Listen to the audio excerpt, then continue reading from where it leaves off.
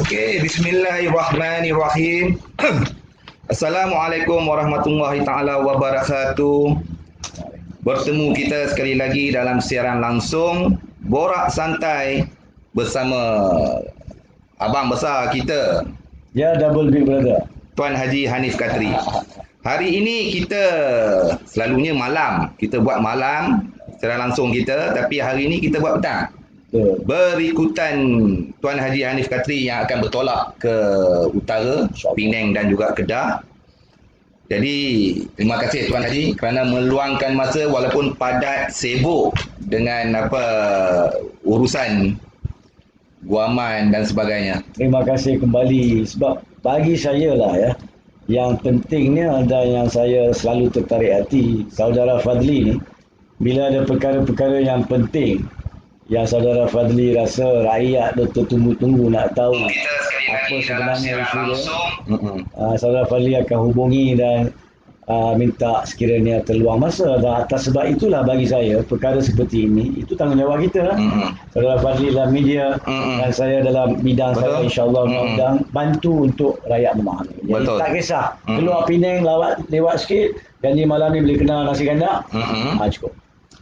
Okey, ni sahabat kita, Meja Bersara Anwar Abdul Hamid. Waalaikumsalam. Ya, ya. Tuan Meja Bersara kita. Okey Tuan Haji, Ya, saya. saya boleh menghubungi Tuan Haji secara terus Baik. melalui WhatsApp, melalui panggilan telefon untuk bertanyakan tentang apa benda perkara-perkara yang saya tidak jelas dan kurang faham tentang perlembagaan. Jadi saya cuma akan dapat, saya seorang yang akan dapat ilmu itu. Baik. Jadi apa yang kami buat siaran langsung ini kerana kita nak berkongsi ilmu itu kepada anda semua yang di luar sana yang sama seperti saya, yang kurang faham tentang perlembagaan. Baik. Saya baca buku perlembagaan yang Tuan Haji tunjuk. Faham bahasa Melayu, Ya, ya. tetapi kadang maksudnya itu berbeza. Ya. Jadi Tuan Haji, hari ini kita duduk di sini berdua. Saya ingin tekankan di sini, Berdua tapi tidak berkhalwat ya. ya, saya ingin tekankan di sini adalah tentang satu perkara. Baik. Bila setiap kali posting yang kami keluarkan melibatkan apa-apa perkara yang berlaku di dalam negara kita tentang politik dan sebagainya, tentang kepimpinan dan sebagainya, okey, ramai komen-komen haters akan menggunakan ayat, oh engkau tu dibayar upah, dibayar imbuhan untuk bercakap menyokong sesuatu pihak. Ya. Okey, di sini saya nak tekankan kepada anda semua, minyak, tol, apa segala kami tanggung sendiri. Ya. Kami tidak dibayar upah ataupun oleh mana-mana pihak.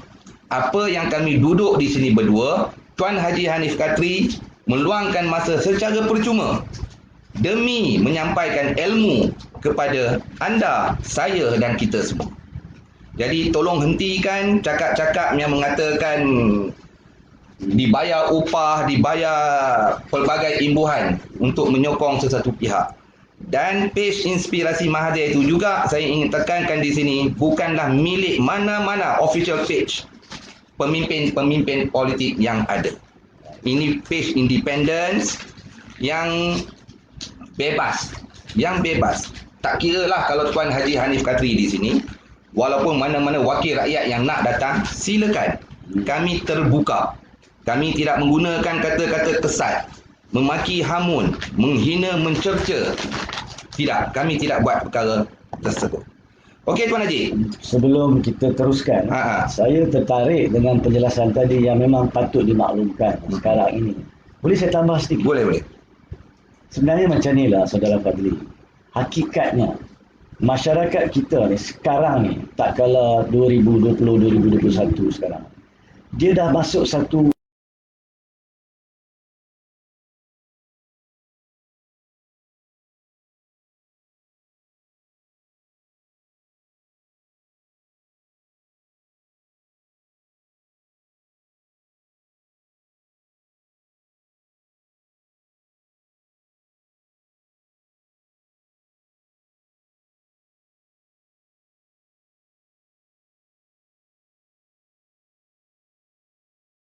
seolah-olah dia dibayar upah untuk membuat komen seperti itu.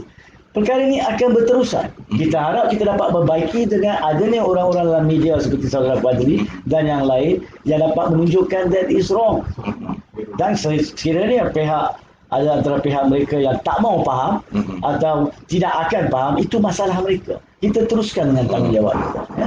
InsyaAllah. Terima kasih di atas sokongan Tuan Haji. Okey Haji. Ini menarik tajuknya. Okey. Tengah-tengah hari dah panas.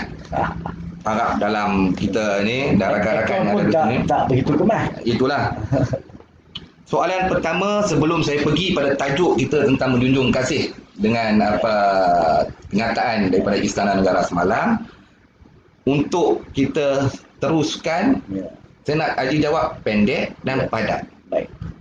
Tak silap saya, correct me if I'm wrong, pada Disember kerajaan memohon darurat buat pertama kali. Oktober okey, Oktober itu kali pertama. Ya. Kerajaan menasihati Betul. ke bawah duli Yang Maha Mulia Sri Paduka Baginda Yang di-Pertuan Agong untuk mendapatkan pengisytiharan darurat. Kemudian ditolak dalam kenyataan yang cukup berhemah, ditolak oleh ke bawah duli Yang Maha Mulia Sri Paduka Baginda Yang di-Pertuan Agong. Kali kedua pada Januari, kerajaan atas perkataan yang lebih tepat atas nasihat Perdana Menteri buat kali kedua memohon supaya pengisytiharan darurat diberikan. Dan ke bawah duli tuanku menerima. Tajuk yang saya nak tanya Tuan Haji ini, kedua-duanya menggunakan satu asas yang sama, di atas nasihat Perdana Menteri. Oktober pun sama, Januari pun sama. Oktober ditolak, Januari diterima. Ramai yang tak faham di luar sana, termasuk saya sendiri. Atas nasihat Perdana Menteri ini wajib ke bawah duli tuanku ikut, ataupun ke bawah duli tuanku mempunyai kuasa untuk tak ikut? Pendek dan padat. Sebenarnya memang perlu pendek dan padat, sebab perkara ini kita telah sentuh banyak kali. Okey. Dan terdapat dalam kenyataan-kenyataan saya yang bertulis ataupun video di luar sebelum ini. Secara pendek dan padat. Di bawah perkara 150 darurat, ianya kata kunci dia bukannya atas nasihat Perdana Menteri. Okey. Walhal kalau dibuka, perkara 150 tidak wujud perkataan atas nasihat Perdana Menteri. Itu tidak bermakna Okey. Perdana Menteri tak boleh nasihat. Tapi kata kunci di bawah perkara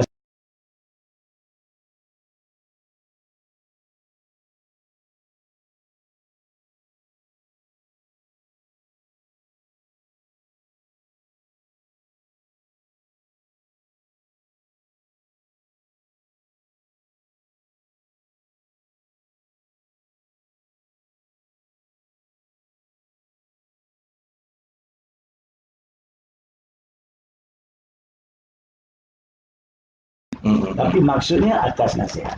Tapi lebih kurang 25% ada juga kuasa agung untuk membuat ikut diri dia sendiri. Yakni lantik Perdana Menteri. Mana ada Perdana Menteri dan nasihat? Lantik siapa jadi Perdana Menteri? So kita dah bincang benda ni. Jadi pokoknya di sini isu tentang permintaan yang ditolak pada 25 Oktober, permintaan 23 Oktober ditolak 25 Oktober. Dan yang kedua, permintaan 11 Januari yang diterima pada 12 Januari. Kedua-duanya sahih dari sudut perlembagaan. Agung berhak tolak sebab Agung tak puas hati. Sama ada Perdana Menteri wajib bagi nasihat atau tidak, itu soalan kedua. Tapi kata kuncinya berpuas hati. So bila Agung tak berpuas hati, dia tolak. Dan bila Agung berpuas hati, dia terima. Jadi rakyat perlu lihat kepada kata kunci puas hati yang ada di dalam perkara 150. Okey, jadi. Okey, minta maaf Tuan Haji, ada masalah teknikal di sini. Tak tahulah macam mana yang datang teknikal tu. Selalunya okey je. Tak ada masalah. Okey Haji. Tolong sambungkan tadi kat mana yang kita berhenti tadi. Saya percaya bila kita berhenti tadi, kita nak menjawab soalan yang diajukan oleh saudara Fadli, iaitu kenapa yang permintaan darurat pertama ditolak dan kenapa permintaan darurat kedua diterima, dan adakah ianya betul ataupun boleh dipersoalkan dari segi perlembagaan. Jawapan saya yang kita berhenti adalah tidak ada masalah. Sebab kata kuncinya bukan nasihat. Kata kuncinya adalah kepuasan hati. Pada bulan Oktober, Agong tak puas hati bahawa cuma darurat satu-satunya cara untuk membendung COVID-19. Sebab kita sudah gunakan pun PKP pada masa itu dengan jayanya. Dan kalau ada apa-apa permasalahan dalam kenaikan COVID-19, bukan kerana tiada kuasa untuk membendung di bawah akta, tapi disebab keadaan-keadaan seperti salah campur urusan politik dan sebagainya. So perkara ini besar kemungkinan ada dalam minda Agong. Ya. Sebab kita tahu juga pada Oktober dan juga pada Januari, KKM diwakili oleh pengarahnya bersama dengan pasukan nasihat untuk permintaan darurat. Semestinya lah statistik perangkaan COVID-19 telah diberikan. Jadi pada bulan 1, Agong puas hati bahawa sekarang ni kalau tak digunakan darurat, maka besar kemungkinan kita ada masalah. Dan darurat ni bukannya automatically pada 12 Januari terpakai. Sebab digunakan juga PKP dulu. Digunakan PKP tapi darurat diadakan sebab kalau perlu tiba masanya nak rampas hospital private, nak rampas mana-mana premis private. Jadi tak perlu kita nak ligan, nak buat undang-undang. Terus ada ordinance. Jadi itu kebaikan yang boleh ada jika perlu. Ya. Tapi yang perkara-perkara lain tu kita boleh bincanglah sekejap lagi. Jadi pokoknya menjawab soalan, tidak ada soal tentang kesahihan ataupun ketidaksahihan dalam penolakan darurat pertama pada titah diraja 25 Oktober dan penerimaan permohonan darurat pada 12 Januari 2021. Isunya adalah apakah maksud dan efek apabila darurat dilaksanakan. Itu yang saya percaya kerajaan sendiri tak faham. Kerajaan tak faham. Yes, kerajaan sendiri tak faham.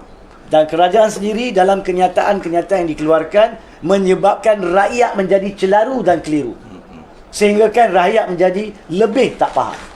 Saya celah sikit. Boleh, please. Tuan Haji pakai perkataan kerajaan tak faham. Ya. Siapa yang patut dan wajib memahamkan kerajaan tersebut? Kalaulah mereka, tanggungjawab siapa? Kalau mereka bersandarkan kepada fakta bahawa Agong mengisytiharkan darurat selepas dia berpuas hati di atas nasihat Perdana Menteri, maka orang yang patut faham adalah Perdana Menteri dan jemaah menterinya. Itulah dia maksud saya kerajaan. Kalau mereka yang minta pun tak faham, macam mana rakyat nak faham? Jadi balik kepada sumber dia, asas dia. Siapa yang gatal nak minta darurat? Okey, kerajaan. Jadi yang gatal itulah kena faham. Dan kalau mereka sendiri dalam kenyataan-kenyataan mereka menunjukkan mereka tak faham, maka salah terletak kepada pihak Perdana Menteri dan jemaah menteri untuk memberi jawapan kenapa jadi celaru. Sehingga kan semalam 24 Februari 2021 ke bawah Duli Yang di-Pertuan Agong terpaksa mencemar Duli. Tak perlu Agong nak bagi faham. Sepatutnya rakyat faham. Dan rakyat faham sekiranya kerajaan faham. Pihak-pihak berkenaan faham. Tapi sampaikan rakyat celaru sekejap. Sampaikan rakyat celaru, Agong terpaksa mencemar Duli. Pasal tu saya kena sentuh. Kita kena sentuh dengan tepat di sini siapa punca kecelaruan. Punca kecelaruan. Saya tak faham. Contoh. Saya tak faham tentang perundangan ataupun perlembagaan. Tempat rujukan saya Tuan Haji Hanif Basri. Saya minta nasihat, pandangan atau whatsoever. Okey, kalau dari sudut kerajaan pula, mesti juga kerajaan itu ada tempat sumber untuk meminta nasihat. Sebelum dibawa perkara itu kepada Kebawah Tuanku, siapa yang patut menasihati? Dari segi konsep simple dia, konsep perlembagaan dia, kerajaan diberi nasihat oleh Peguam Negara. Itu dinyatakan dalam perlembagaan pun, perkara 145. Salah satu daripada tiga tanggungjawab Peguam Negara adalah untuk menasihati kerajaan. Tapi pokoknya di sini jangan pula kita salahkan Peguam Negara.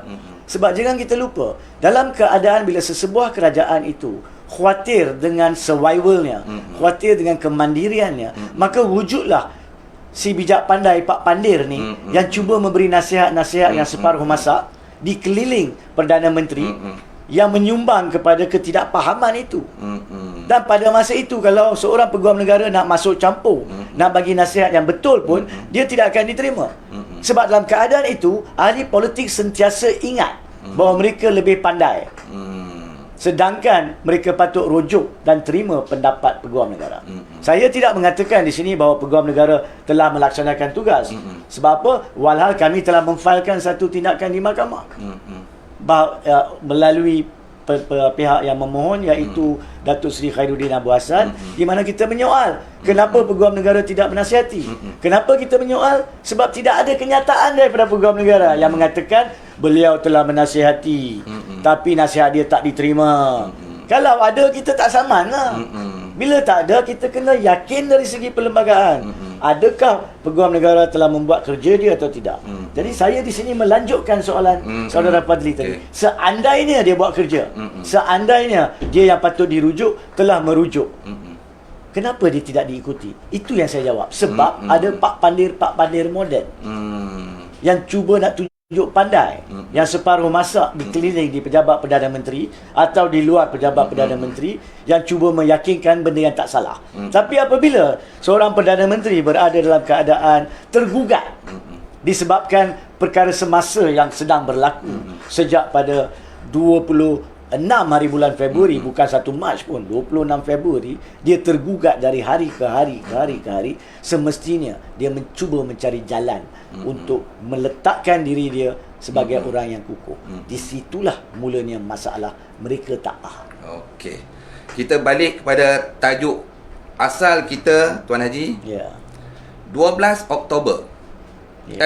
Maafkan saya, 12 Januari. Pengisiaran darurat diperkenankan ke bawah duli Yang Maha Mulia Seri Paduka Baginda Yang di-Pertuan Agong. Boleh minum? Ya, silakan. Kemudian perutusan khas. Betulkan saya kalau saya tersalah. Perdana Menteri, tak silap saya, dalam pukul 6 petang mengumumkan pengisiaran darurat ini kepada seluruh rakyat Malaysia. Dan di dalam perutusan khas itu ada tersebut tentang Parlimen digantung. Parlimen digantung. Dan juga diguna pakai untuk ke semua negeri, iaitu Dewan Undangan Negeri juga digantung. Itu perutusan khas Perdana Menteri. Dan semalam Istana Negara mengeluarkan kenyataan mengatakan Parlimen boleh bersidang. Rakyat di luar sana, saya tak kiralah yang di kampung, di bandar, di mana-mana negeri di Malaysia, keliru, celaru. Apa benda ni? Ketua kerajaan kata Parlimen digantung. Ketua negara pula mengatakan Parlimen boleh bersidang. Tetapi dalam kenyataan tersebut ada disebut di atas nasihat Perdana Menteri. Apa pandangan Tuan Haji yang ramai yang nak dengar sangat tentang dari sudut perlembagaan? Sebenarnya kan Saudara Fadli, sebelum saya nak jawab soalan tu, saya perlu nyatakan di sini, cara awak susun soalan tu dah dahsyat sangat.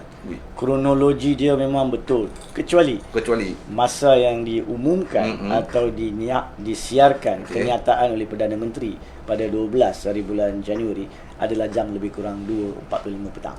Yang 6 tu adalah pada 11. PKP. Tapi susunan kronologi cukup tepat. Senang saya nak jawab.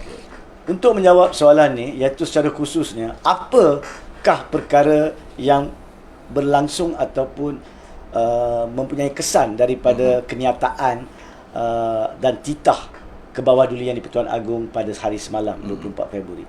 Pada dasarnya ada dua benda dan kita kena kupas dua-dua ni secara betul. Yang pertamanya, seperti yang ditanya, kenapakah ke bawah duli Yang di-Pertuan Agong terpaksa membuat kenyataan yang betul dan tepat bahawa Parlimen tidak digantung semasa darurat? Itu yang pertama. Dan isu kedua, tetapi kenapakah pula Baginda Tuanku juga menyatakan bahawa Parlimen akan bersidang pada satu tarikh yang akan ditetapkan kemudian nanti selepas menerima nasihat Perdana Menteri. Jadi kita akan sentuh dua-dua, tapi satu demi satu supaya orang faham. Supaya faham, ya. Yang soalan pertama tadi atau isu pertama, kupasan pertama, kenapa Agong terpaksa keluarkan kenyataan, itulah yang saya sentuh tadi. Disebabkan ke bawah duli yang di-Pertuan Agong, bila dilihat sejak tempoh sebulan setengah ni, hampir 6 minggu selepas diisytiharkan darurat pada 12 Januari 2021, dan dia lihat ramai dalam sistem tadbir urus negara, dan of course dalam masyarakat biasa keliru. Betul ke parlimen digantung? Betul ke parlimen kena digantung? Dan bila ke bawah duli di Pertuan Agong diberi nasihat oleh pegawai-pegawai di istana, menampakkan bahawa tidak ada orang yang menjawab daripada kerajaan dengan betul untuk menyahkan salah faham ini, maka ke bawah duli yang di Pertuan Agong terpaksa mencemar duli. Itu yang saya kata, dia mencemar duli. Dia tak perlu pun, sebab pada hakikatnya kita semua tahu Agong tidak masuk dalam arena politik. Walaupun ini tanggungjawab beliau darurat, tapi beliau tidak boleh, baginda tuanku tidak boleh nampak seolah-olah dia hendak masuk medan politik. Dan baginda tuanku tidak berhasrat nak buat kenyataan. Tapi apabila kerajaan beliau, kerajaan baginda tuanku, pihak berkuasa baginda tuanku tidak pandai menguruskan perkara yang asas sampai rakyat celaru, maka tanggungjawab balik kepada baginda tuanku. Itu sebabnya baginda tuanku keluarkan kenyataan itu. Itu yang pertama. Yang keduanya berkaitan isu pertama, kita telah sentuh sebelum ini pun. Darurat tidak mewajibkan parlimen digantung. Saya dah sebut banyak kali. Ramai akademik di luar dah nyatakan. Tidak ada mana-mana peruntukan perlembagaan yang mengatakan kalaulah darurat diisytiharkan, maka parlimen wajib gantung. Tak ada. Tak ada. Sebab itu, apabila seperti betul disentuh oleh saudara Fadli tadi, bila Perdana Menteri secara salah pada 12 hari bulan Januari itu, lepas dapat kenan baginda tuanku untuk darurat, dia kata parlimen digantung, semua pelik.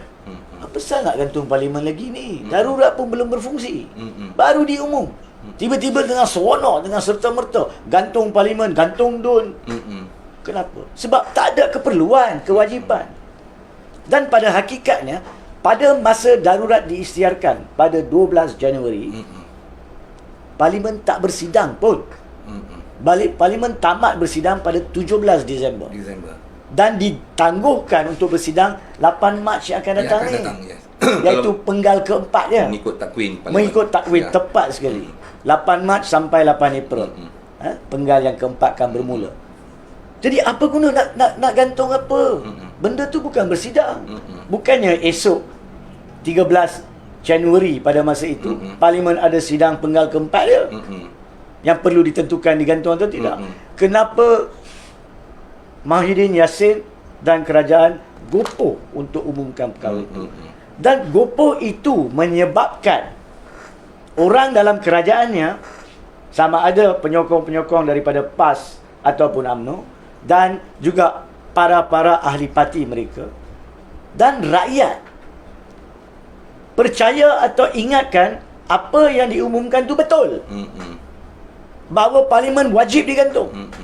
So siapa yang sumbangkan masalah ni? Itu yang saya sebut tadi. Perdana Menteri. Benda yang salah. Itu sebab itulah selepas itu pihak-pihak tertentu, termasuk para pemimpin politik pembangkang, seperti yang kita ketahui, Anwar Ibrahim, Mat Sabu, Lim Guan Eng telah mengatakan mereka menulis surat kepada Agong. Itu pun orang kata mendurhaka sebab orang salah faham. Betul. Nampak tak? Betul. Bila kita patah balik sekarang dan kita tengok apa yang berlaku, kita tidak boleh lari pada hakikat. Orang salah faham. Sehingga kan bila rakyat yang tahu bahawa parlimen tak wajib digantung, tapi dikatakan digantung, menulis surat kepada Agong. Bila menulis surat kepada Agong, tanya kedudukan tersebut, orang kata durhaka pula. Ya, penyokong-penyokong mereka akan melabelkan penderhaka. Tepat. Kenapa? Sebab dua, mereka dah keliru. Mereka anggap apa yang Tan Sri Muhyiddin Yassin cakap tu tepat. Seolah-olah ia kandungan Bible-nya. Tidak boleh palsu, tidak boleh salah. Yang keduanya sebab mereka taksub politik. taksud pemimpin. Tanpa usul periksa, Tanpa pakai usul bulat-bulat. pemimpin, ya. Jadi pokoknya tak kira lah. Anwar Ibrahim ke Lim Kit Siang ke Mat Sabu, yang betul adalah betul. Tulisan surat mereka kepada Agung meminta persidangan parlimen diadakan atau bertanyakan tentang perkara darurat tersebut bukan mendurhaka pun. Dan nampak tak antara sebab yang mendorong kepada Agung terpaksa mencemar duli membuat kenyataan adalah kerana dia tahu rakyat sampai tanya dia tulis surat. So kenapa dikatakan durhaka? Itu nombor 2. Nombor 3, berkaitan dengan kenyataan ke bawah duli yang di-Pertuan Agong tu, adalah juga muncul kerana dalam gopoh kerajaan untuk melanjutkan niat jahat mereka, dan saya sentuh di sini, niat jahat mereka, asas kenapa mereka pohon darurat itu, yang kita akan sentuh sebentar lagi, menyebabkan mereka wujudkan ordinan darurat 2021 yang berkuat kuasa mulai 12 Januari 2021, di mana mereka menyatakan di Seksyen 14 ordinan tersebut. Seksyen 14 dalam kurungan 1 A kecil mengatakan peruntukan khusus tentang penggantungan, tentang pemanggilan, penggantungan atau prorok parlimen tidak mempunyai kesan semasa darurat. Diwujudkan Seksyen 14 tersebut ni, saya nak rakyat faham. Bunyi undang-undang, tapi kalau kita dengar dengan betul, kita boleh faham. Apa maksudnya? Kita kena rujuk balik kepada perlembagaan. Kita kena keluar daripada topik darurat. Pada masa biasa, siapa yang boleh panggil parlimen, siapa yang boleh gantung parlimen ataupun prorok dan parlimen adalah Agung. Di bawah perkara 55. Kalau bukan darurat. Kalau bukan darurat. Okey.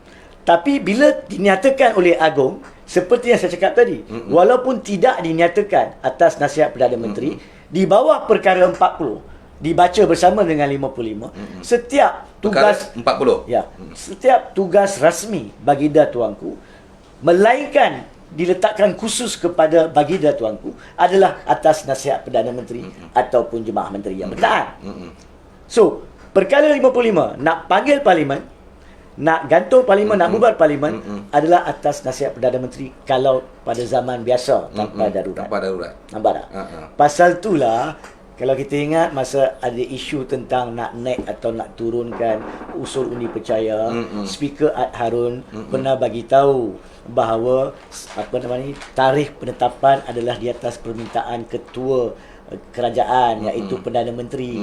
Tarikh ditetapkan atas nasihat Perdana Menteri. Panggil mesyuarat parlimen atas nasihat Perdana Menteri kalau bukan darurat. Tapi bila Seksyen 14 telah mengatakan peruntukan untuk memanggil, menggantung atau memprorok parlimen telah digantung, maksudnya cara untuk menerima nasihat Perdana Menteri dah tak ada lah. Dah tak berlaku lah. Dah tak berlaku masa darurat. Darurat. Tak payah, tak boleh ikut tu. Masa darurat tak boleh ikut cara perkara 55. Itu kena faham. Jadi apa caranya? Dia dinyatakan dalam Seksyen 14 kurungan 1 kurungan B kecil. Dia kata hendaklah oleh yang di-Pertuan Agong dipanggil atau digantung ataupun diprorok. Jadi hendaklah tu meletakkannya 100% di tangan Agung. Now, kalaulah you kata masih perlu di atas nasihat Perdana Menteri, maka kenapa dalam Perenggan 1 dikatakan bahawa peruntukan biasa digantung, tak payah gantung? Faham. Itu cara dan tafsir undang-undang. Sebab satu anggapan perundangan di mahkamah, bila kita bawa satu kes, bila mahkamah baca mana-mana peruntukan, dia punya asas adalah setiap peruntukan, setiap perkataan, setiap ayat yang digubal mesti ada niat dia. Parlimen ataupun enactment tidak digubal untuk bermain-main sahaja tanpa tujuan. Jadi kalau kita anggap bahawa walaupun zaman darurat wajib ada nasihat Perdana Menteri, maka tujuan digubal Seksyen 14(1)A menjadi tidak relevan, menjadi akademik, tidak ada pemakaian dia, tak logik. Ya? Oleh itu sebenarnya pada masa darurat, yang nak gantung parlimen, yang nak panggil parlimen cuma Agung. bukannya Perdana Menteri. Di situlah Perdana Menteri telah salah, seperti dengan tepat disentuh oleh saudara Fadli pada 12 Januari dalam ucapan dia, dia mengatakan parlimen digantung, DUN digantung dan sebagainya. Itu salah. Dan bila orang biasa dan orang di luar menyoal, maka dikatakan durhaka. Seolah-olah Agong yang titahkan. Betul. Sedangkan pada hari semalam 24 Februari, setelah Agong berdiam diri, tak mau tunjuk bahawa dia nak masuk medan politik, sebab dia bukan nak masuk medan politik. Tapi dah 6 minggu kerajaan masih nak salahkan orang bila tanya benda tu. Maka beliau, baginda tuanku, mencemar duli dan menjelaskan pada hakikatnya, maksudnya sejak 12 Januari parlimen tidak diniatkan untuk digantung. Itu maksud yang kita kena faham. Siapa yang menipu rakyat? Itu persoalannya.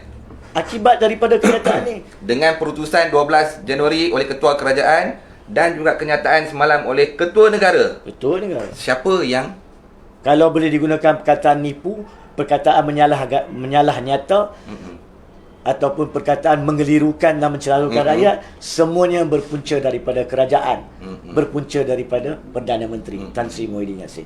Yang betul adalah betul, dan salah kita kena kata salah. Tak kira siapa sekalipun perkara tersebut. Okey, kita tahu kenapa perkara itu berlaku, kita akan bincang kemudian.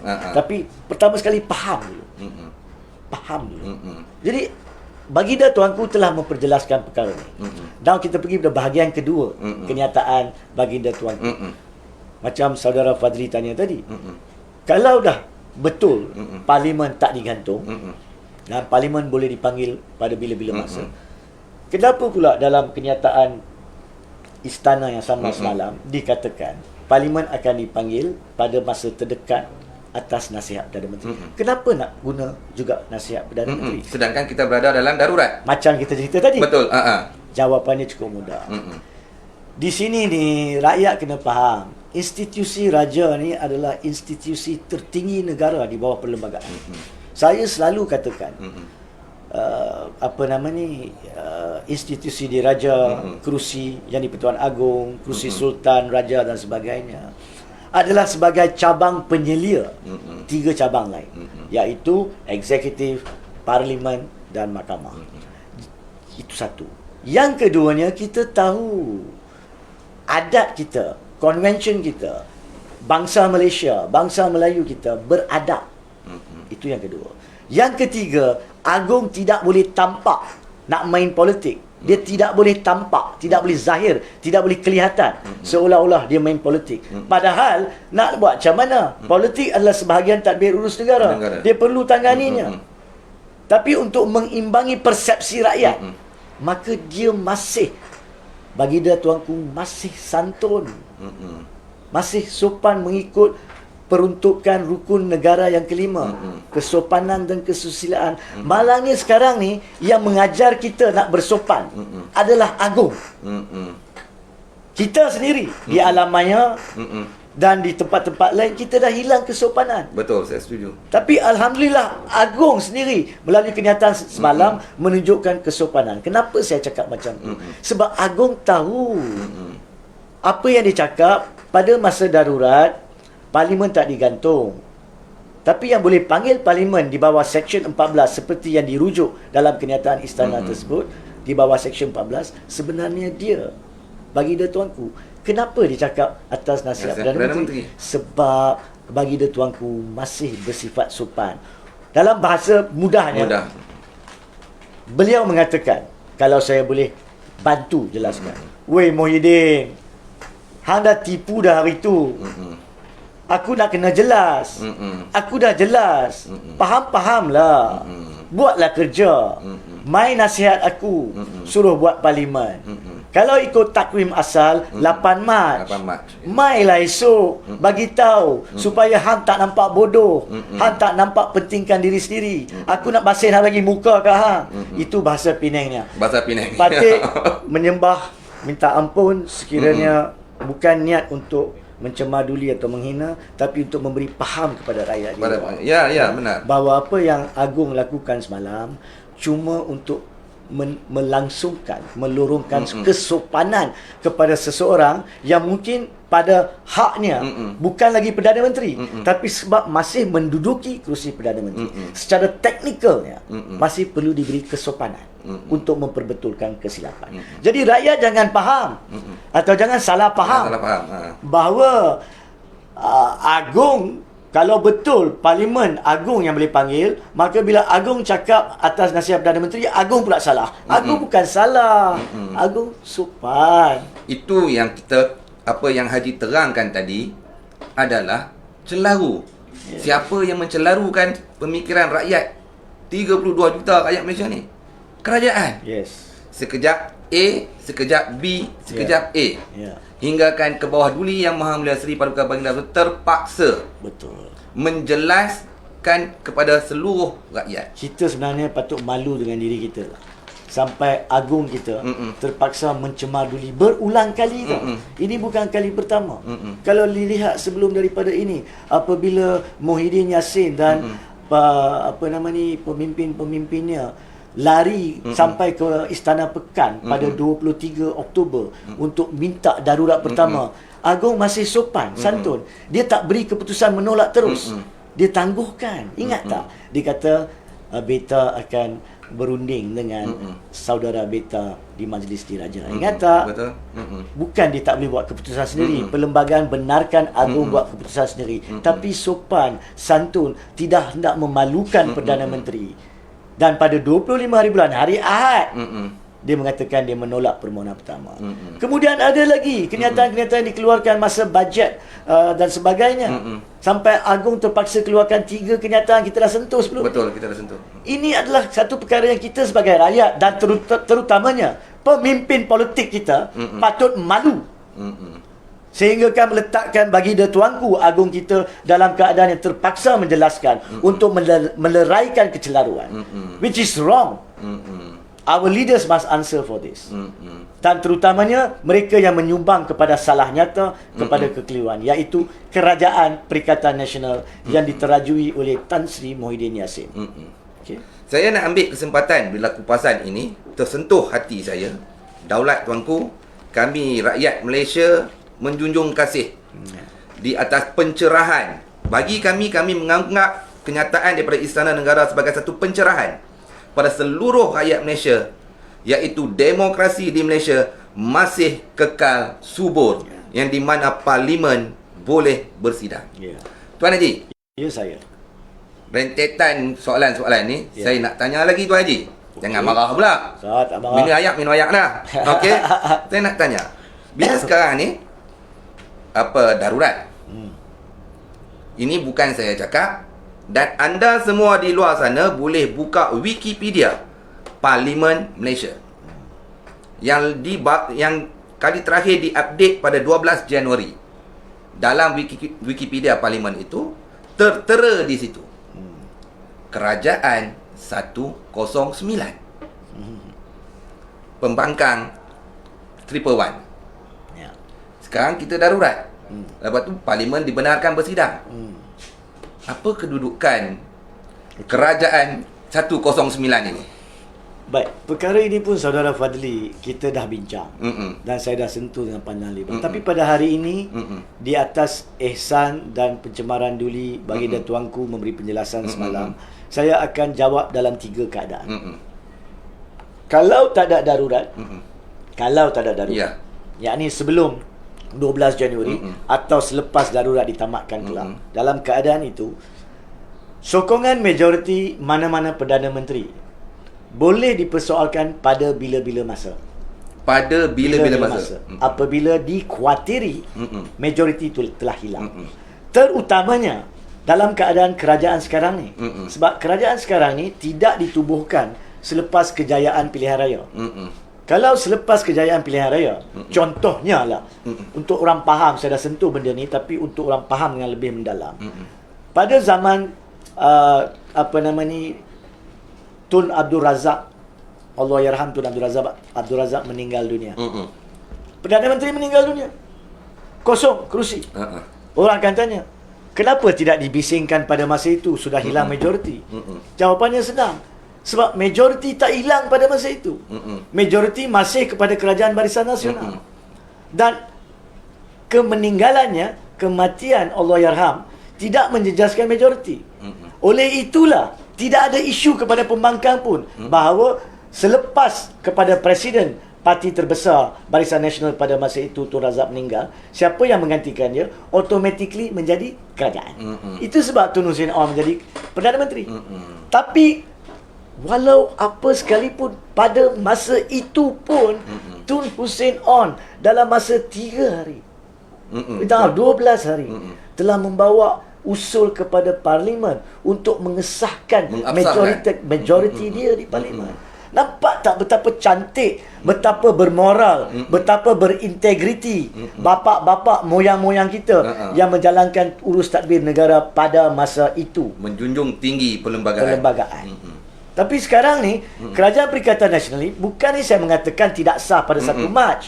Sah tak sah tu soal lain. Tidak bermoral. Sebab diwujudkan melalui pengkhianatan. Tapi dia masih sah pada masa itu. Dan pada masa itu mereka telah meyakinkan kepada Agong. Betul atau tak betul itu tak jadi isu sekarang. Betul. Mereka telah meyakinkan Agong dan Tan Sri Muhyiddin Yassin telah mengangkat sumpah pada 1 Mac. Pada masa itu orang boleh terima mungkin mereka ada majoriti pada masa itu. Betul. Tetapi seperti yang disentuh tadi, yang 109-111, itu pun orang kena faham kronologinya. Kalau kita ingat lagi dari sudut angka ni, kita tak boleh tengok 222 dah. 220 sebab 2 dah meninggal. Kita dah sentuh banyak kali. So 220 majoriti adalah 111. Iaitu 50% campur 1. Dan pada hari bacaan ketiga Belanjawan 2021, yakni 15 Disember 2020, di Hansard dicatatkan yang mengundi menyokong Belanjawan 111. Nah, pada kebiasaannya kalau kita sokong Belanjawan, tak semestinya bermaksud kita sokong Perdana Menteri. Betul. Sebab mungkin ada pembangkang pun yang sokong Belanjawan. Tapi tak apa, kita tolak tepi anggapan tu. Kita anggap semua yang sokong Belanjawan sememangnya sokong Muhyiddin sebagai Perdana Menteri. Kita meletakkan itu di tahap tertinggi. Maksudnya sokongan majoriti Muhyiddin pada masa itu 111 memang majoriti. Saya letakkan di sini. Pada 15 Disember majoriti. Apa masalahnya? Masalahnya bukan 15 Disember. Memang dia majoriti. Pada 9 Januari apabila Macang, Ahli Parlimen Macang, mengumumkan di khalayak ramai, saya menarik sokongan saya kepada Perdana Menteri dan Kerajaan Perikatan Nasional. 9 Januari 111 dah jadi 110. Sebab Macang ni tidak boleh dinafikan. Pada hari bacaan ketiga 15 Disember, dia salah seorang daripada 111. So dah memang jadi 110. Matematik senang lah. 111 tolak 1, 110. 110 pada 9 Januari bukan majoriti. Dalam bahasa biasa, tak perlu nasihat peguam negara pun. Nak kalau boleh tanya budak tadika. Mungkin ambil nasihat budak tadika. Boleh. 110 is not a majority. Jadi pada masa itu menurut peruntukan perlembagaan yang kita cakap tadi, betul, setiap masa bila ada kekhawatiran majoriti, bila berlaku pada 9 Januari, secara terhormatnya mana-mana Perdana Menteri, apatah lagi Muhyiddin Yassin, patut terus menghadap Agong, katakan, tuanku, dia dah hilang sokongan majoriti. Bukan hilang. Saya khawatir. Saya tidak ada majoriti. Tidak ada majoriti dengan hilang sokongan, bahasa dia berbeza sikit. Jadi pada masa itu 50-50 lah. Tapi belum dapat majoriti, dah hilang majoriti. Dia patut bagi tahu kepada Agong. Pada 9 Januari. Sebab itu peruntukan perlembagaan. 43 dalam kurungan 4. Apabila sudah ada kehilangan majoriti, maka tanggungjawab adalah untuk menghadap Agong untuk dua sebab. Sama ada minta bubar Parlimen atau meletak jabatan. Kenapa Perdana Menteri tak buat? Dan itu sebabnya pada 11, 2 hari selepas benda itu berlaku, dengan tergesa-gesa, dengan nasihat sembrono, nasihat separuh masak oleh Pak Pandir di keliling dia, jom kita bawa pergi darurat. Nampak tak? Itu sebenarnya mereka mempergunakan ketidakpahaman perlembagaan rakyat untuk salah guna bagi pihak kepentingan peribadi. Tapi Agong pada masa itu tak nak masuk campur politik. Saya nak kait sikit Sekejap, saya nak kena habiskan ni. Okey. Jadi Agong masih dengan niat yang suci merujuk kepada alasan kedua darurat, iaitu COVID. Beliau tak bagi dia tuanku tidak perlu pada masa itu menyoal sampai mendalam, sebab sebagai ketua negara COVID pun problem. Betul. Dia tahu tanggungjawab tentang sokongan majoriti pun tanggungjawabnya. Jadi pada masa itu dia isytihar darurat bukan sebab bagi dia tuanku iktiraf Muhyiddin Yassin sebagai Perdana Menteri. Sebab di bawah perkara 150 tak perlu nasihat Perdana Menteri. Contohnya lah Cik Fadli ni seorang yang kasyaf, boleh nampak nak jadi gempa bumi dan sebagainya. Satu hari bangkit daripada mimpi lepas kena nasi gandak. Nasi gandak. Nasi gandak okay. Dapat ilham, dapat idea dalam mimpi. 2 bulan lagi pada tarikh sekian-sekian satu Malaysia nak kena gempa bumi. Ni kena bagi tahu ni. Nak bagi tahu kepada ahli politik, saudara Fadli tak percaya dengan dia orang. Kecuali yang betul-betul negarawan yang telah bersara by then. Nak pergi mana? Aku nak pergi cari Agong. Cik Fadli pergi istana, ketuk pintu. Nasib baik pengawal pun kenal Cik Fadli yang kasyaf, bawa pergi jumpa. Dan bagi tahu kepada Agong pada masa itu. Pada masa itu Agong daripada Pulau Pinang. Dah ada dah. Okey. Jadi Agong mengatakan, apa masalahnya? Tuanku, saya percaya kita akan dilanda gempa bumi. Kita perlu pindahkan rakyat-rakyat kepada pulau-pulau tertentu, kecuali Pulau Pinang sebab dah sendat. So Agong boleh katakan, baik, beta pakai guna kuasa darurat di bawah 150. Walaupun awak bukan Perdana Menteri, tapi beta puas hati daripada maklumat yang diperolehi daripada sesiapa bahawa wujudnya kecemasan, kesihatan dan sebagainya. Beta yakin beta isytihar darurat. Faham tak maksud saya? Jadi walaupun yang datang tu dia kata dia datang sebagai Perdana Menteri, Agong tak semestinya terima tu sebagai Perdana Menteri. Ini rakyat kena faham. Di sebalik perundangan, konvensyen dan adab bagaimana ketua negara melaksanakan tugas. Okay. Jadi pada 11 hari bulan dia menghadap, patutnya yang menghadap Muhyiddin Yassin patut letak jawatan. Dia tak buat.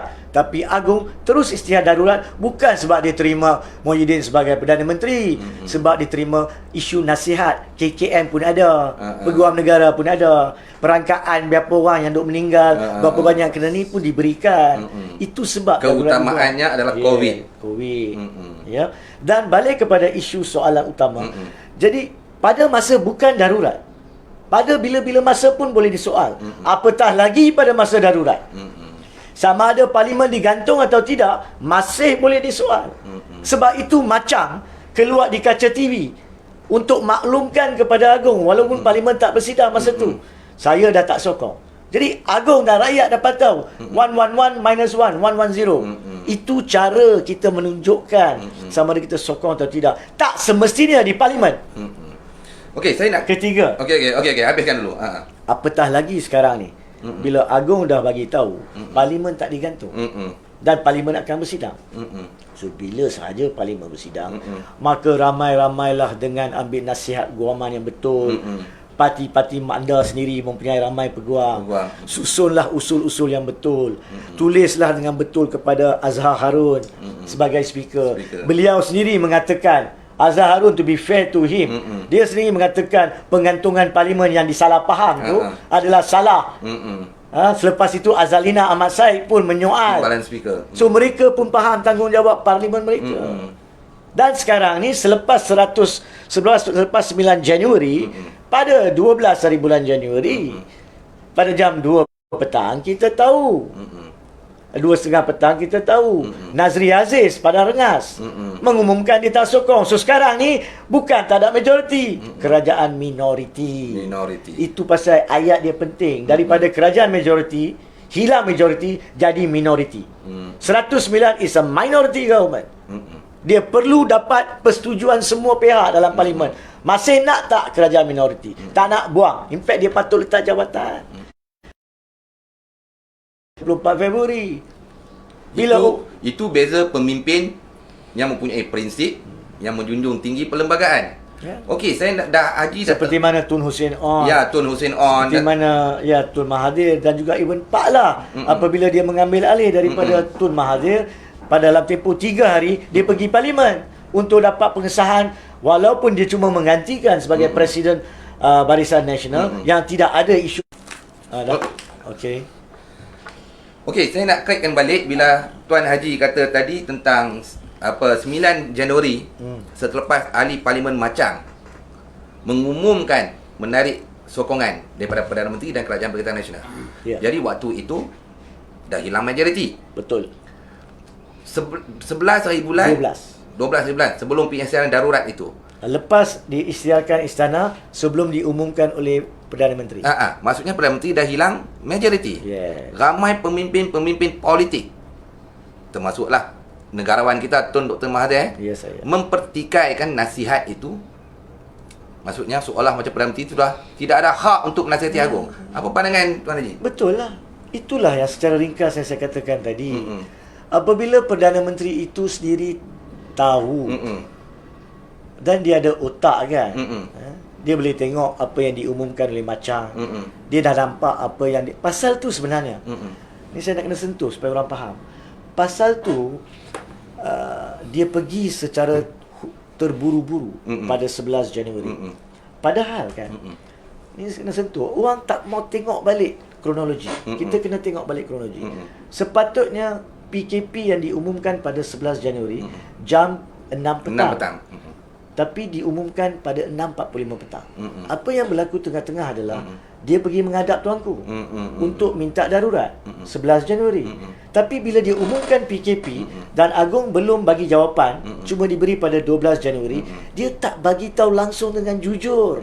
Masa diumumkan PKP pada pukul 6.45, dia tak bagi tahu. Sebenarnya saya baru menghadap baginda tuanku untuk minta kali kedua darurat. Walaupun tuanku belum buat keputusan, maka kita perlu lanjutkan PKP. Tapi sekiranya ada keputusan positif, maka kita akan maklumkan selepas ini. Ataupun keputusan negatif. Bukankah seorang Perdana Menteri patut jujur? Tapi pada 6.45 petang, orang yang melihat pengumuman PKP itu, dia tak cerita pun kata dia dah pohon. Tapi bila istana keluarkan kenyataan pada jam 11 pagi 12, dia dah tahu pada masa itu Nazri Aziz akan umumkan pukul 2 petang. Pada masa itu terus diumumkan PKP jam pukul 2. Nazri Aziz pula keluar kenyataan dia cuma dekat pukul 3 pula. Nampak tak? So tengoklah sendiri macam mana mereka susun benda ni. Nak menipu, nak menutup mata rakyat seolah-olah mereka ni baik. Tengok sendiri. Saya tanya soal ni kepada pemimpin-pemimpin Bersatu, UMNO dan PAS. Lihat sendiri, tanya pemimpin anda sendiri kenapa beliau susun masa-masa tersebut dalam keadaan-keadaan yang berlaku. Adakah untuk mencelarukan dan mengelirukan anda dan rakyat? Anda patut tanya. Bukan sokong benda yang salah semata-mata sebab dia Perdana Menteri dan ketua parti anda. Di situlah negara kita akan mundur bila kita menyokong membabi buta.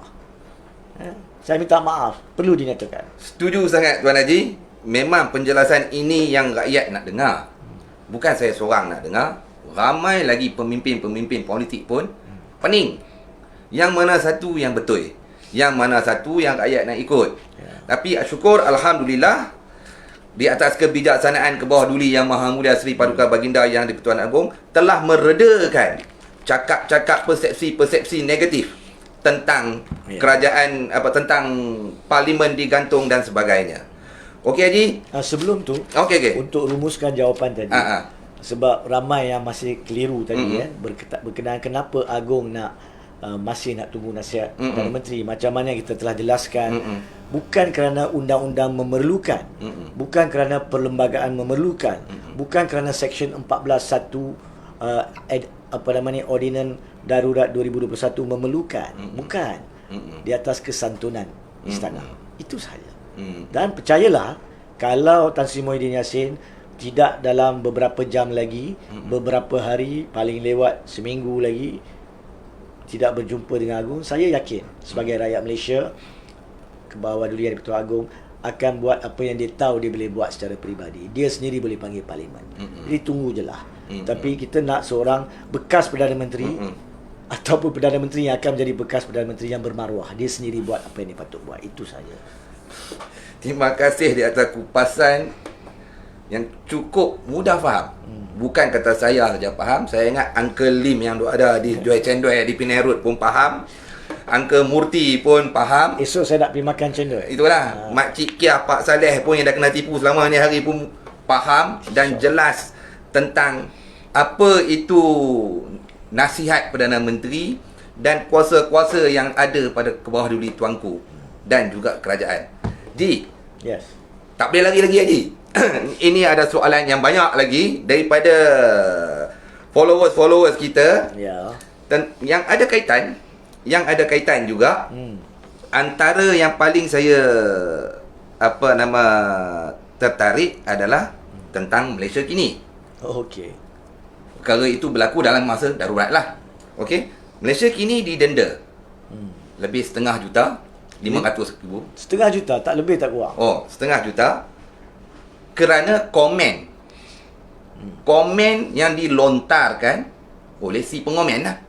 Yang tidak ada kena-mengena dengan platform Malaysia kini itu sendiri. Ya. Okey?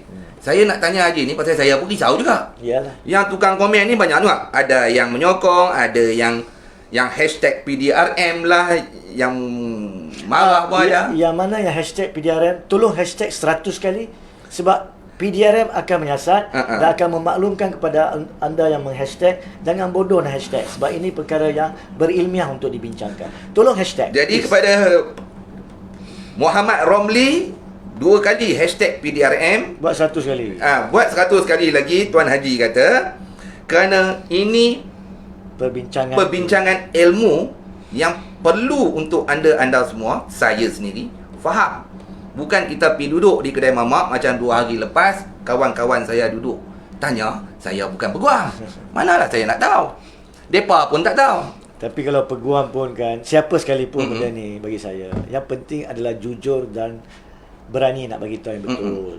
Kalau peguam pun nak berdiam diri disebabkan kepimpinan mereka sendiri yang salah, maka bagi saya tak gunalah jadi peguam. Saya minta maaf cakap terus terang.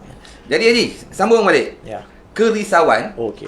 yang tentang Malaysia ni saya pun risau. Kena 500,000 orang yang komen-komen, saya kena 500,000. Mana nak cari? Baik. Dah lah kita buat kerja ihsan untuk menyampaikan ilmu kepada followers kita. Jadi komen sikit je. Sebenarnya kan nak isu Malaysia kini ni, kita kena faham sebenarnya keputusan yang dibuat. Okey. Macam segala benda yang lain, apa yang berlaku, rakyat bila keluar keputusan Malaysia kini didenda 500,000, semua keluar statement macam-macam. Tapi mereka tak baca dan fahami apa sebenarnya keputusan itu. Pada hari Selasa yang lalu, 2 hari yang lalu, saya telah membuat satu bual bicara biasa dengan Jom Channel, siri Mahkamah, siri 78. Di situ saya telah memberi segala analisa dan kupasan berkaitan Malaysia kini, tapi secara ringkas untuk menjawab soalan. Sebab memang saya pun tahu saudara Fadli ni sibuk dengan urusan-urusan media yang lain. Jadi secara ringkas, keputusan Malaysia kini itu adalah berpandukan kepada suatu skop undang-undang yang dinamakan penghinaan mahkamah. Okey. Apabila ada penghinaan mahkamah, maka mahkamah berhak dan bertanggungjawab untuk jika orang tu bersalah, kena dapati bersalah dulu, maksud hukuman. Salah, hukuman. Sebab penghinaan mahkamah ni bersifat jenayah. Bukan jenayah, tapi bersifat jenayah. Jadi sesuatu keputusan mahkamah kata saudara Fadli salah menghina mahkamah, saudara Hanif Khatri salah, dan saya pernah didapati salah menghina mahkamah. Kita bincang pada masa lain. Itu tak penting, saya tak penting. Maka mesti ada hukuman. Ya. Jadi dalam kes Malaysia kini ni, apa yang berlaku, Malaysia kini tidak didapati bersalah kerana mereka yang menulis. Malaysia kini tak didapati bersalah menghina mahkamah kerana pemberita mereka membuat laporan berbentuk menghina mahkamah. Tidak. Seperti yang tepat dinyatakan tadi, ianya adalah kerana 5 komen 5 komen yang dimuat naik oleh para pembaca Malaysia kini berbaur menghina mahkamah pada platform message. Komen Malaysia kini. Soalan yang orang tanya, adilkah nak hukum Malaysia kini? Kenapa tak hukum orang yang buat komen? Orang yang buat komen. Dua soalan tersebut. Soalan-soalan tu soalan yang wajar, bukan tak wajar. Tapi macam mana kita nak jawab dengan jujur dan berpandukan undang-undang? Baca keputusan. Baca keputusan. Sebab internet ni satu perkara yang baru berleluasa. Bila baru 10 tahun dah pun, ya. Tapi baru dari segi konsep perundangan. Di mana ramai orang yang berniat jahat, macam ramai yang beri komen karut. Ya, macam kat karut ni. Mereka masuk di situ dan memberi komen sebab apa? Sebab mereka tahu bila komen di situ ramai akan tengok dan ramai akan terpengaruh dengan komen jahat mereka. Jadi mereka yang salah ni menggunakan platform yang termasyhur. Okey, Malaysia Kini mengadakan ruangan komen atas pilihan Malaysia Kini sendiri. Kerana apa? Sebab mereka masyhur. Mereka nak pembaca-pembaca rapat dengan mereka. Memanglah mereka tak nak pembaca-pembaca mereka menghina orang ataupun memfitnah orang. Tapi sebab mereka sendiri menyediakan ruang komen, bukankah sedikit sebanyak ada tanggungjawab untuk menentukan komen yang berbau hina perlu dipantau. Saya bagi satu contoh. 20 tahun dulu, bila tak ada media, ramai orang yang nak komen kandungan laporan surat khabar, dia orang buat macam letters to the editor. Betul tak? Editor akan baca letter tu. Bila dia yakin bahasa tu betul, baru dia muat naik dalam laporan surat khabar hari Sabtu ke Ahad. Betul. Ada ruangan letters to editor. Bukankah dia pantau? Itu sahaja mahkamah kata. Awak sendiri nak glamour ada ruangan komen. Sedikit sebanyak ada niat glamour kan? Sekali dengan keuntungan glamour tu, awak bertanggungjawab di atas liability. Dan perkara ini 9 tahun yang lalu telah digubal melalui undang-undang di Malaysia. Zaman Najib Razak menjadi kerajaan. Dan saya cukup hairanlah, Najib Razak ni mudah lupa. Sebab masa Najib Razak menjadi kerajaan Perdana Menteri, pada tahun 2012, kerajaan dialah yang masukkan seksyen itu dalam Akta Keterangan. Seksyen 114 huruf besar A yang mengatakan walaupun portal itu menyediakan ruang, portal itu tak menulis, orang lain yang memasukkan komen pada portal itu boleh dianggap satu anggapan dicipta di bawah undang-undang bahawa portal itu yang menulis anggapan. Sebab apa tahu? Sebab orang yang masukkan ni kebiasaannya fake account. Betul, fake account. Kebiasaan. Saya setuju. Memang boleh dicari. Mungkin boleh cari 2 tahun lagi, 3 tahun lagi, 2 bulan lagi. Tapi yang membiarkan fake account ni mengambil peluang menghina orang, menghina mahkamah, memfitnah orang melalui ruang komen tersebut, anda boleh dianggap anda juga adalah penerbit. Melainkan anda boleh buktikan kepada mahkamah bahawa anda telah menggunakan segala apa yang boleh untuk menentukan benda itu tidak berlaku. Kalau baca balik keputusan Malaysia Kini di perenggan, saya kena nyatakan ni sebab saya khusus di perenggan 25 sehinggalah ke 28, dalam situ Mahkamah Persekutuan majoriti 6-1 telah meneliti apakah alasan diberikan oleh Malaysia Kini. Malaysia Kini sendiri mengatakan kami telah pantau. Nampak tak? Dia mengaku dia mempunyai tanggungjawab pantau. Kami telah pantau menggunakan suatu apps artificial intelligence. Dia telah mengambil atas kos dia sendiri artificial intelligence. Tetapi apps ini tidak canggih untuk melihat dan mengecam perkataan yang wujud dalam 5 komen tersebut. Salah siapa ni? Salah apps lah. Awak yang pergi beli apps yang tak canggih, siapa suruh? Siapa suruh? So bila awak punya apps tak dapat kesan perkataan yang menghina tu, janganlah salahkan mahkamah bila guna pakai seksyen 114A. Dalam mahkamah tak cipta pun seksyen tu. Itu dicipta oleh Najib dan kerajaan dia. Yang mana Najib sekarang komen. Jadi bagi saya secara menyeluruhnya keadilan kes Malaysia Kini tidak memendung hak bersuara, tidak.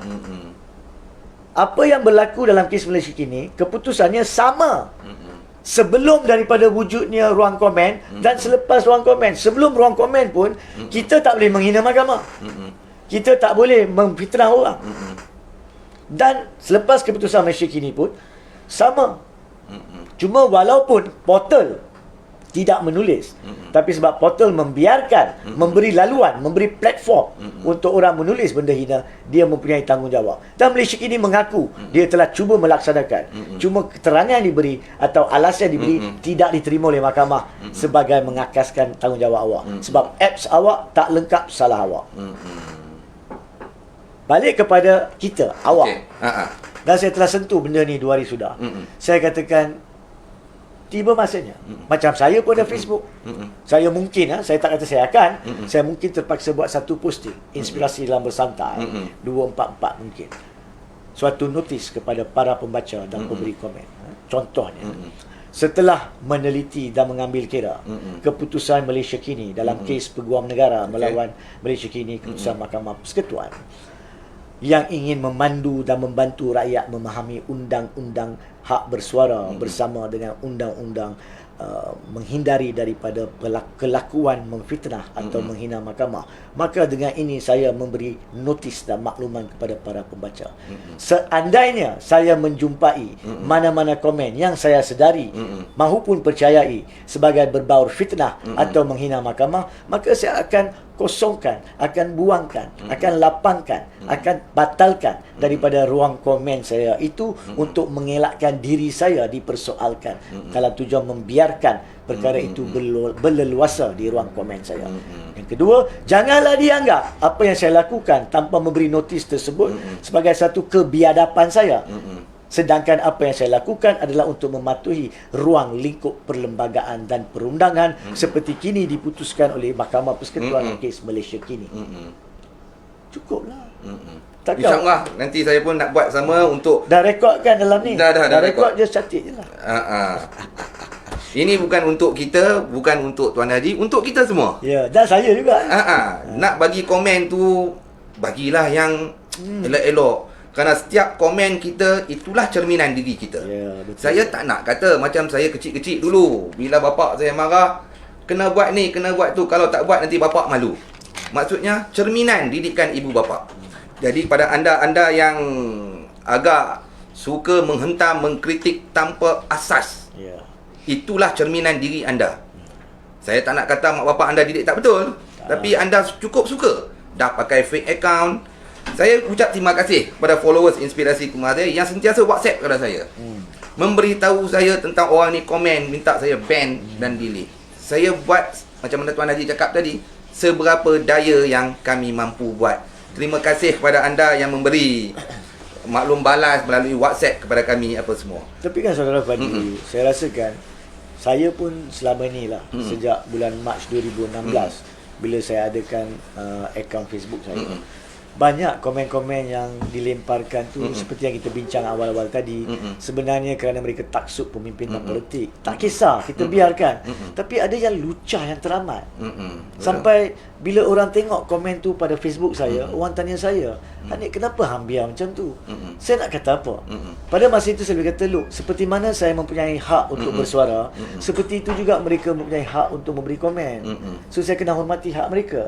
Tapi dengan keputusan Malaysia kini sekarang ini yang berbentuk lucah, yang berbentuk biadab, memfitnah para pemimpin, tak kira mana-mana pemimpin sekalipun, ya, atau memfitnah mana-mana tokoh duniawi ataupun agamawan ataupun rakyat biasa, saya dengan ini mengatakan saya akan terpaksa di atas keputusan tersebut mengeluarkan komen-komen tersebut tanpa memberi notis. Bukan sebab saya tidak menghormati hak bersuara, sebab saya menghormati undang-undang terlebih dahulu. Bukan anda, undang-undang terlebih dahulu. Okey Tuan Haji, kita pun dah 1 jam setengah. Tuan Haji pun nak bertolak ke utara, Penang, balik kampung kami. Kami orang Penang dua-dua. Tak apa-apa. Selamat jalan kepada Tuan Haji. Sebelum selamat jalan, keluar pergi, saya nak Tuan Haji buat rumusan sikit tentang tajuk perbincangan kita, iaitu menjunjung kasih tuanku di atas penjelasan kepada rakyat Malaysia, Parlimen boleh bersidang. Nasihat Haji pada seluruh rakyat Malaysia. Ya, sebenarnya dan sejujurnya tajuk yang diletakkan oleh Inspirasi Kumahathir Saudara Fadli itu tepat sekali, sebab saya percaya majoriti kita yang faham perlembagaan dan undang-undang menjunjung kasih tuanku, menjunjung titah tuanku, yang terpaksa mencemar duli memberi penjelasan yang betul dan tepat dari sudut perlembagaan, kedaulatan undang-undang dan juga pengisytiharan darurat pada 12 Januari 2021 yang lalu, bahawasanya pada masa itu sekalipun tidak digantung persidangan parlimen semasa tempoh darurat, tetapi pahaman salah itu adalah disumbangkan di atas kecelaruan dan kekeliruan kenyataan-kenyataan pihak kerajaan. Jadi saya secara peribadi dan ramai di luar, saya percaya, dengan rendah diri merapak sembah, mengucapkan ribuan terima kasih, dirgahayu tuanku, daulat tuanku, di atas ihsan tuanku dalam memperjelaskan perkara tersebut. Akhir kata, seandainya lah Tan Sri Muhyiddin Yassin masih tidak merapak sembah meminta supaya persidangan parlimen diadakan dalam masa terdekat, saya sekali lagi merapak sembah memohon ampun agar baginda tuanku Kebawah Duli Yang di-Pertuan Agong dapat secara peribadi sebelum pada tempoh 8 hari bulan Mac, iaitu mengikut takwimnya adalah persidangan yang keempat Dewan Rakyat, mengarahkan speaker yang secara betulnya telah pun dijumpai atau telah pun menghadap ke Bawah Duli tuanku pada hari semalam supaya persidangan diteruskan selewat-lewatnya mulai pada 15 Mac, supaya notis-notis yang wajib di bawah peraturan-peraturan Dewan Rakyat dapat dikeluarkan dengan betul dan tepat. Ampun tuanku, daulat tuanku. Sekian, terima kasih. Terima kasih kepada Tuan Haji Hanif Katri kerana menyampaikan ilmu. Ilmu ni dia tak ada limit. Dia tak ada garis sempadan. Boleh bercakap tentang ilmu certain kawasan, certain area. Apa yang Tuan Haji sampaikan, apa yang saya usahakan, bukan untuk diri syok sendiri, tetapi untuk pengetahuan seluruh rakyat Malaysia. Kerana penerangan demi penerangan tentang perlembagaan, apa itu undang-undang, apa itu perlembagaan, apa itu kuasa Perdana Menteri, apa itu kuasa yang di-Pertuan Agong, jarang sekali kita dapat dengar ataupun daripada pengamal undang-undang untuk memberi kupasan kepada kita.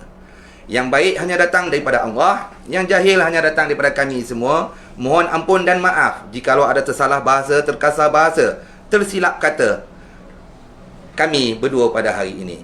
Terima kasih di atas perhatian anda. Sampai jumpa lagi. Sama-sama kita doakan Tuan Haji Hanif Katri kita selamat pergi menjalankan tanggungjawab beliau di Pulau Pinang dan kembali menikmati nasi kandar dan roti canai. Ya, itu yang terbaik. Nasi kandang ikan bawai saja mai awal. Sekian. Assalamualaikum warahmatullahi taala wabarakatuh.